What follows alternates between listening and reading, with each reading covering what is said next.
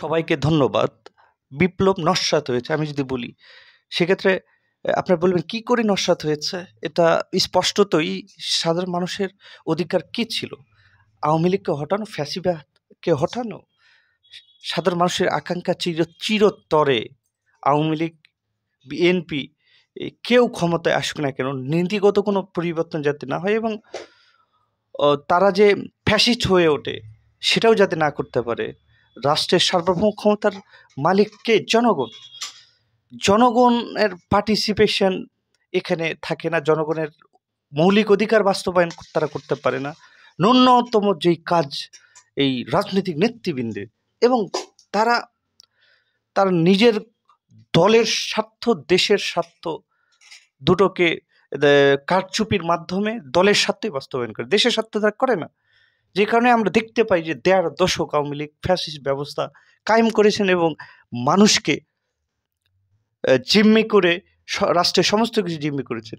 এখান থেকে চিরতরে উন্নত বিশ্বে যারা আমরা দেখতে পাই যে আমেরিকায় যদি বলি যে রিপাবলিক ক্ষমতায় আসেন যান, ডেমোক্রেট ক্ষমতায় আসেন যান, কিন্তু তাদের দেশের যেই স্বার্থ সেটা কিন্তু কখনোই তারা কেউ ভুলে যান না এবং সবাই কিন্তু দেশের স্বার্থেই কাজ করেন। ঠিক এভাবেই তাদের দেশের যেই রাষ্ট্রীয় বিভাগগুলি তারা কিন্তু অত্যন্ত স্বতন্ত্রভাবে কাজ করেন, স্বতন্ত্র ব্যবস্থা তাদের রয়েছে। সেই স্বতন্ত্রভাবে কাজ করার মধ্যে তাদের জবাবদিহি, স্বচ্ছতা কিন্তু সেখানে নিশ্চিত তারা করতে পারেন। আর এরা এখানে আমরাও বলছি আমাদের যে চেতনা, আমাদের যে মানুষের আকাঙ্ক্ষা কি ছিল, এই বিপ্লবের আকাঙ্ক্ষা যে একাধিকবার এই দেশের রাষ্ট্র ক্ষমতায় যারা দখল করেন তারা স্বৈরাচারী হয়ে ওঠেন। সেই স্বৈরাচারী হবার উপাদান সেই সংবিধানে রয়েছে এবং অনেকেই বুদ্ধিজীবীরা বলছেন, বিশেষ করে দেশের 18 কোটি মানুষের যেই বুদ্ধিজীবী হিসাবে আমরা যাদেরকে জানি, সলিমুল্লাহ খান সহ অনেকেই রয়েছেন, তারা কি বলছেন? তারা বলছেন এ দেশের মানুষের অধিকার প্রতিষ্ঠা করতে এই সংবিধান ব্যর্থ হয়েছে। বিপ্লব যে হয়েছে সর্বোপরি যেই 53 বছরের যেই পঞ্জীভূত ক্ষোভ, সাধারণ মানুষের অধিকার প্রতিষ্ঠা করতে পারছে না সংবিধান, সেটার বিরুদ্ধে বিপ্লব হয়েছে। কাজেই অনেকেই বলছিলেন যে এই সংবিধান ছুঁড়ে ফেলে দিয়ে নতুন সংবিধান রচনার মাধ্যমে সমস্ত কিছুর নতুন সংস্কার করা যেতে পারত। সেখানে সেই প্রথম অবস্থা থেকে সরকারের যেই তড়িঘড়ি করে যে প্রধান উপদেষ্টা নিয়োগ সহ উপদেষ্টা পরিষদ যে গঠন, সেটার মধ্যে আমরা দেখতে পাই যে একটি একটি ষড়যন্ত্র প্রথম থেকেই আওয়ামী কিংবা ফ্যাসিস্টদের ষড়যন্ত্র, ফ্যাসিস্টদের দোসরদের যে নিয়োগ দেওয়া হয়েছে এবং সাধারণ মানুষ চাওয়া সত্ত্বেও কিন্তু সেই থেকে সরে আসেনি সরকার। সরকার যে স্বচ্ছতায় জবাবদিহিতা যে সরকারের মধ্যে নেই, সেটাও কিন্তু আমরা উল্লেখ করে লক্ষ্য করছি এই ডক্টর ইউনূসের উপদেষ্টা পরিষদের মধ্যে। আমরা কিন্তু সারা দেশ তারা চালাচ্ছেন, কিন্তু আমরা লক্ষ্য করছি যে তাদের মধ্যে জবাবদিহিতা নেই এবং তার কাউকে জবাবদিহি করছে না। কারণ এই আওয়ামী লীগ লেসপেন্সার, মোস্তফা সরোয়ার ফারুকী থেকে শুরু করে শেখ বশির উদ্দিন, তিনাদের স্বাভাবিকভাবে মানুষ কিন্তু জানেন যে আওয়ামী লীগ করেন, তারপরেও সবাই আন্দোলন করছেন, তাদের বিরুদ্ধে বলছেন, কিন্তু সরকার শুনতে চাচ্ছেন না। বিশেষ করে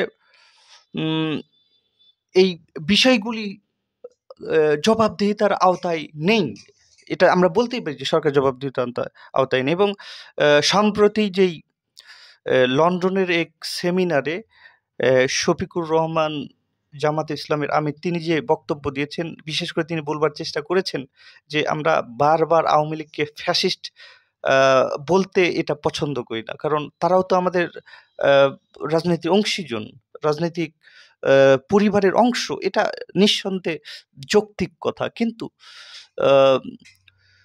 এ ইনাদের বিচার নিশ্চিত করা পর্যন্ত আপনাদের অবস্থান। ইনারা যেটা করেছেন অপরাধ, তিনিও বলেছেন ওখানে অপরাধ করলে তার বিচার হবে। তারা যদি অন্যায় করেন সেক্ষেত্রে মাপ চাইতে পারেন।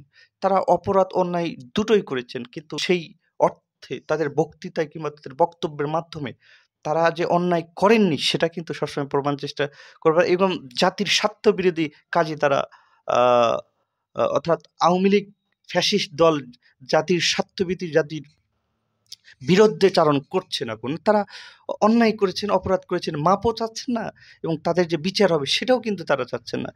এবং যে কারণেই সুশাসন প্রতিষ্ঠা করার কথা বলা হচ্ছে, আমরা বলছি সেখানে এবং বিএনপি দলগতভাবে তারা কোনো দলকে নিষিদ্ধর পক্ষে নয়, কিন্তু তিনাদের যে স্ট্র্যাটাজি, আওয়ামী লীগের যে পরিপূরক স্ট্র্যাটাজি, তাদের ক্ষমতায় গিয়ে দেশ চালানির যে আহ, পরিপূরক, যেই আওয়ামী লীগেরই পরিপূরক যেই নীতি, সেটাও কিন্তু জনগণ জানে। একাধিকবার তারাও কিন্তু ক্ষমতায় এসেছেন, বড় দল নিঃসন্দেহে তাদেরও এই ফ্যাসিস্ট বিরোধী আন্দোলনে তাদের ভূমিকা রয়েছে, কিন্তু তিনাদের যেই সামগ্রিক অর্থাৎ যেই সংবিধান ব্যর্থ হয়েছে তার কার্যক্রম এবং দেশে মানুষের অধিকার প্রতিষ্ঠা করতে, সেই সংবিধান ছুঁড়ে ফেলতে নয়া সংবিধানের সূচনা নয়, সেটা বিপ্লবীরা করতে পারত। এবং বিপ্লবীদের প্রতি সাধারণ মানুষের,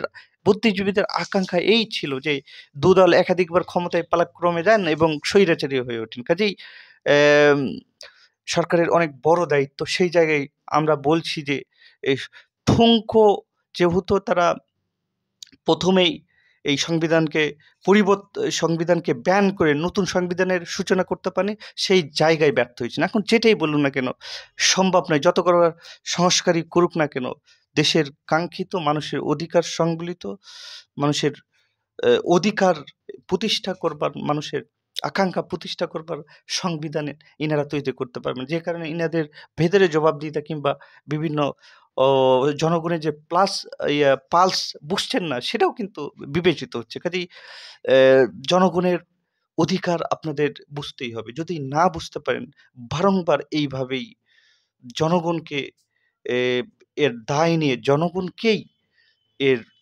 ভুক্তভোগী হতে হবে। জনগণকেই এই ক্ষতিগ্রস্ত, সাধারণ মানুষই মূলত হবে, দেশ পিছিয়ে যাবে, সাধারণ মানুষ ক্ষতিগ্রস্ত হবে। কাজেই আপনাদের সচেতন